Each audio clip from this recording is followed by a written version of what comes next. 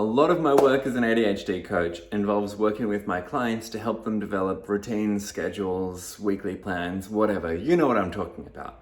Something that tells you, okay, at this time of this day, I should be doing that activity, waking up, brushing my teeth, having breakfast, going to the gym, whatever it is. Planning all of those things each time of day is so helpful for us. When there's so much going on in here, it's so hard to know what we should do next, and how to make sure that all the things that we want to get done each day and or week do get fit in. A routine is so helpful to have.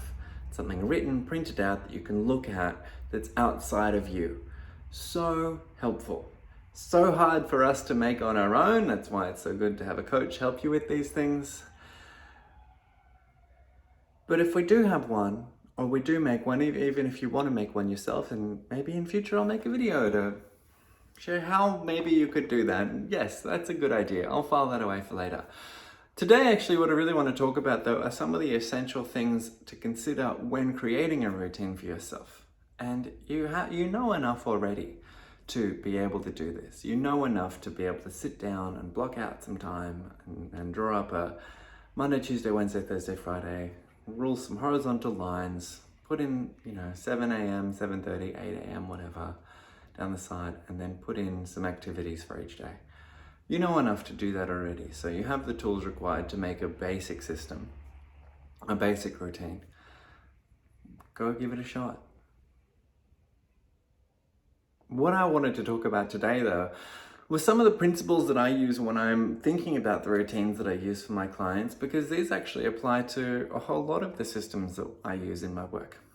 And one of these is the balance of rigidity and flexibility. Another is the extent of control. And I'll talk about that one first. So what I'm talking about with the extent of control here is if I wanted to make a routine for my Sunday morning. If I had a little sliding scale where one over here was, very loose, no structure, no control, and then over here on 10 is hyper structured, maybe too structured. Down on this other side, this end of the scale, okay, the routine would look like this. Okay, it's a Sunday, have a day. That's the end of the routine.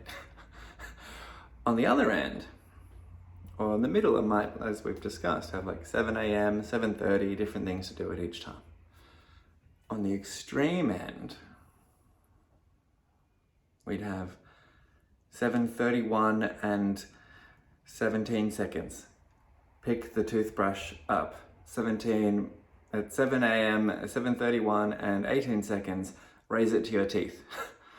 On 17:31 and 19 seconds, raise upwards. You could do that. You'd be a psychopath, but you could. That's the extreme range of control here.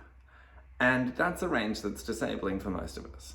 But having too little is obviously useless as well. It doesn't give us anything. Well, what I'm getting at here, though, and I'm using these extremes to paint this picture, is that there is a sliding scale, there is a bit of a range here. And we want to be saying, okay, maybe for me it's from somewhere between 7 and 8, I'll have breakfast and go for a walk. Maybe I do it in big chunks. Maybe I've got my morning is just for wellness, and that's a general thing. It might involve gym or yoga or sunshine or stretching or who knows what. But I can do whatever I want in that time, versus 7:15, make sure I pack my bags, or 7:15, have my protein shake, 7:20, leave for gym. Those are both useful levels. And within that already, and what you need to think about and what I need to find with my clients is what the right amount of control is for them. The other aspect that I wanted to discuss is this concept of, in a way, what I've described here could be looked at through the lens of rigidity and flexibility. But flexibility also, in the way that I'm thinking about it, is about understanding that in our lives things happen that aren't accounted for. And when you have ADHD, you really rely on those systems. You really rely on the routine to go a certain way. So if something unexpected comes up, it can disrupt your whole day. So that's why it's really, really good to have little pockets of time where it's okay. It's just free time where anything can happen, or you catch up on previous things. We want to have flexibility embedded into the system. We want to have options as part of the routine that are actually set aside for when things go wrong.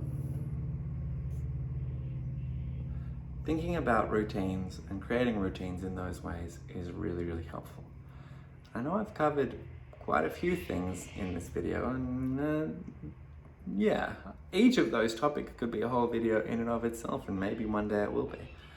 But those are the things that were on my mind today as valuable, as things that I wanted to share that I thought you might find useful. So, voila.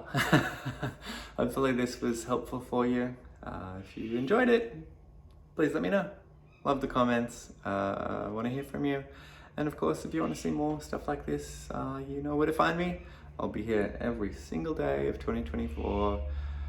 You could hit the subscribe button if you'd like, and then you'll see more of my videos as I continue to release them. So, thanks so much. Thanks for tuning in, and I will see you tomorrow.